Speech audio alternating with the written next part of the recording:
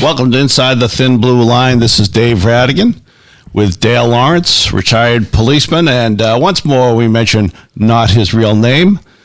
And today we've got a couple of things we're going to talk about. We're going to talk about the police force workplace in Police versus Muggles on the subjects of stress, dangerousness, and the perfect workplace. But first, a story from the news that is just so messed up. This is it kind of like just goes right into what we had last week with the active shooter. Yeah, the active shooter. Nonsensical. A little bit of there's a little mystery. There's a little foreshadowing. There's horrible violence. There's a horrible aftermath, and of course, there's danger for the cops who were involved. Former Marine wearing body armor killed 4 people in Florida, including a 3-month-old boy, in his mother's arms. And a quote from the New York Daily News story by Kate Feldman: "They begged for their lives, and I killed them anyway." This is Sunday, September 5th. Survivalist on meth who spent 4 years in the Marines. I don't know that necessarily the Marine Corps. Obviously, he was probably in combat, and they're going to kind of throw some PTSD reasoning behind what he did. But it's always a former Marine. It is. My wife says the same thing. It's always a former Marine. It's not like a former Coast Guard guy or a former Navy midshipman. It's always a former Marine. It's really, really. Now, it's one of these things where I almost wonder if whether or not they ignore it when it's another branch of the service, or maybe they say a veteran and we don't notice it, because you never see anything about, like, the Air Force, a former Air Force, a Gardner in the Air Force. A former member of the Air Force went crazy on a golf course, stealing carts and spraying golf balls at other players. You don't hear about that. It's just the Marines. And this guy, first they got a call at 7:30 Saturday. They don't find the guy at the address, and then down the road they find somebody who saw the guy, saying he was looking for somebody named Amber, and said that God had sent him there because Amber was going to commit suicide. This was at the 7:30, and then at 4:30 a.m., a lieutenant heard, and this is in Polk County, Florida. He heard 2 volleys of automatic gunfire in the area, Sheriff Grady Judd said, and police arrived at the home, and they saw a truck on fire and heard a popping noise coming from the front yard. They found the guy totally outfitted in body armor. They saw glow sticks. Glow sticks. People in the military, you'll have glow sticks to kind of illuminate your area. Yeah, we see it a lot in when they're trying to lay down a landing strip, like an airstrip. Yeah. So basically, the glow sticks were laid out between the road and the residence to form a path. Yeah, he just snapped. He just kind of went back to his and it was like he was military training, and just kind of was like it's almost like he was going after the enemy, going into a house, clearing a house in like Afghanistan. That's probably in his mind. That's what he's probably thinking. He was trying to clear that. Well, that's what it almost sounds like that. He came out and showed himself to police, and then he ran inside the house, and they started to hear gunshots, and they heard a woman scream and a baby whimper, according to Judd. And then the lieutenant who was investigating went to the house, got shot at, stopped by a barricade in the front, and then shot when he went around the back. This guy shot at him, and then eventually they got the gunman out of the house, and he was bleeding, and he had done his damage. I mean, just completely unpredictable, just random. There's no connection, like we talked about last week.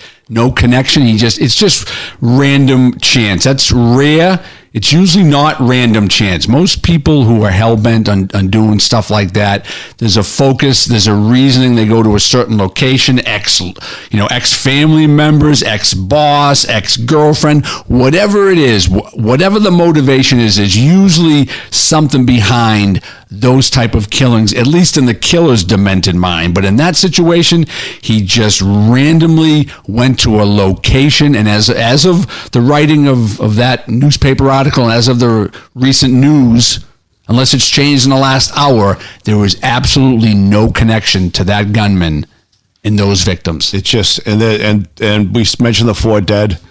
They shot the family dog. An 11-year-old girl was found with multiple gunshot wounds. She survived. And I don't know. I don't know who else was in the house. The sheriff. There were other people that were found in the house as well who lived. So anyway, we've got a quote from the sheriff. From the sheriff. This is an all-American sheriff. This is the type of sheriff that people who live in his county, are going to feel safe with this guy. People who work for this guy are going to feel respected and know that this guy's got your ass. Just based on these comments alone, right here. Any gunfire transpired between after he put his hands up? No, absolutely not. He came out with his hands up, and that's why there was no further gunfire. It would have been nice if he'd come out with a gun, and then we'd have been able to read a newspaper through him, and we'd have had a different conversation here this morning. But when someone chooses to give up, we take them into custody peacefully. If he'd given us the opportunity, we'd have shot him up a lot. But he didn't, because he was a coward. You see, it's easy to shoot innocent children and babies and people in the middle of the night when you got the gun and they don't. But he was not much of a man. Yeah, that's pretty straightforward. He couldn't have said it any better than that. Obviously, he's frustrated. He's, feeling for the victims and the victims' family members, and he's just trying to put some reasoning behind what this guy did. Yeah. And there is no reason behind it other than in the shooter's mind. And he was right. They wish he would have came out with a gun so they could have lit him up. Right. Probably better off for everybody. Yeah. Now you're going to go through this trial and all this bullshit on the newspaper, and you're going to have people out there trying to say it was PTSD and he didn't get mental health services. Guess what? We talked about it last week. Read the book, The Evil That Men Do. Some people are just evil, and there's no medication, there's no counselor, there's nothing in this world that can help a person like that other than what the sheriff just said. Come out with a gun and we'll put you out of your misery. That's simple. Yeah. Suicide by cop. Absolutely. And from the standpoint of the job of the cop, this had all the elements, this is the investigation and a foreshadowing, which you guys have to run into at some points. There is the fact that this guy is on patrol. He hears the shot, this lieutenant, and there's an emergency right away. There might be not panic from the lieutenant, but the lieutenant's got to snap into action. So that whole idea of going from 0 to 60 in 3 seconds, 5 Absolutely. seconds. That's why you have to you have to visualize stuff like that. Not that you would visualize that, but you would have to have some experience going to calls like that, so you do the right thing, so you tactically enter the situation correctly, so you don't get shot. Because that's the next thing. Then the real danger of somebody shooting at you for no reason in the darkness of 4:30 in the morning. And then once you get inside, you see the horror and the high stakes of these murders of a child, of a grandmother, of 4 people murdered and a dog. I mean, just horrible thing to see. And then the craziness of the whole situation. The sticks laid out so there'd be a path. Yep. The fact that they seemed to wait for the cop before he murdered some of these people. Absolutely. I'm going to hope that for your sake, did you ever have to deal with anything like that? We've gone to a few calls where people have been suicidal, and they've been we had one guy who was in the yard. He was in his backyard or his side yard. with a hunting rifle, and there was about 10 cops there, and we had the road shut down, and we had him surrounded, and he was just kind of sitting on a log, trying to talk to him. And fortunately for us, he didn't decide to shoot, and he ultimately he shot himself, and he ended the situation. He was depressed. He was suicidal. Thankfully, he wasn't homicidal, right? Because he very easily could have just turned the gun on the cops. It's got to be a terrible thing to see a person kill themselves too. Yeah, I mean it is, but it's weird. It's a weird. It's kind of, obviously a psychologist or a psychiatrist could explain it better, but this is kind of a defense mechanism that the human mind goes through when you're in a situation like that. It's almost like you're in a dream state, and you say to yourself, "Am I really here? Did I just really see a guy shoot himself in the chest or shoot himself in the head? Did I see that?" And your mind's playing tricks. The mind's playing tricks on reality, and you try to make a determination. Did you see it? Did it really happen? And that's how you kind of get through it at the moment. And then, a day later or a few hours later, once you start to decompress and the guys are at the station talking about it, you're like, wow, that was fucked up. Yeah. But at the moment in time, for the first 30 minutes of when it happened and after it happened, it's like, it's weird. It's almost like a dream. It's like you weren't even there. That's I went on to some, I did a little bit of Googling last night, and I found, as you know, police and social science, academic literature on stress and policing is pretty lengthy. It's ongoing.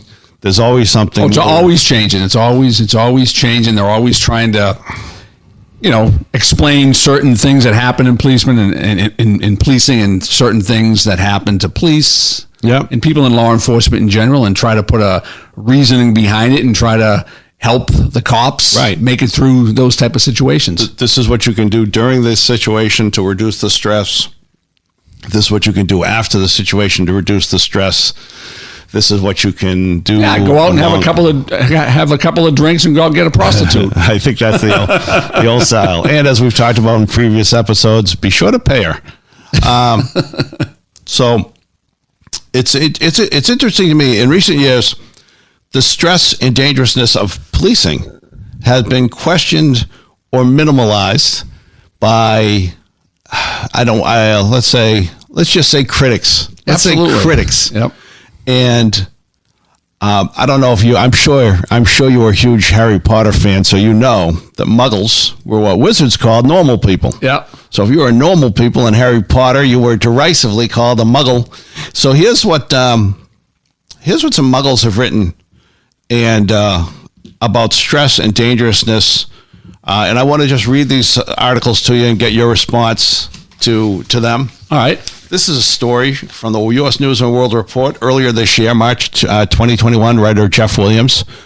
The most stressful jobs in the U.S. in 2021. Now, there's some information from the Bureau of Labor Statistics, but there's not really methodology behind how they determined what was stressful. It was just kind of, the writer described it, and it's not in order. So what you're saying, it could be very biased toward whoever the writer is. Let's put it this way. I'm not saying that these aren't, but here's how it starts. Here's how it starts. I honestly, the information basically, this article focuses on job growth and salary. And, however, here's what I thought. I thought if I read this, I thought it would bug you. Right, so let's discuss it. Let's go. All right. So this is how it starts. It's a blah, blah, blah, blah, blah. Some jobs more stressful than others, blah, blah, blah. Some are especially stressful, blah, blah, blah. These are the 25 most stressful jobs. Physician.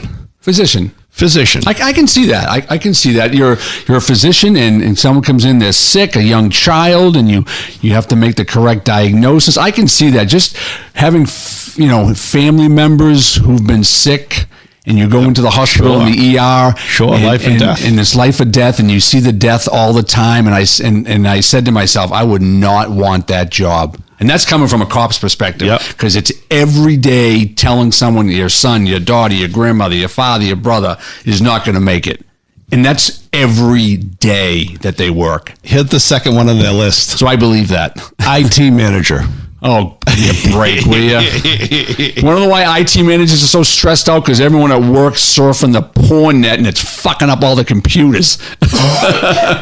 Maybe in your crew, so that's what they did. Yeah. Not everywhere. Anesthesiologist is on the list. I can see. Yeah, you give the person the Okay. wrong amount of anesthesia. It's lights out, baby. Okay.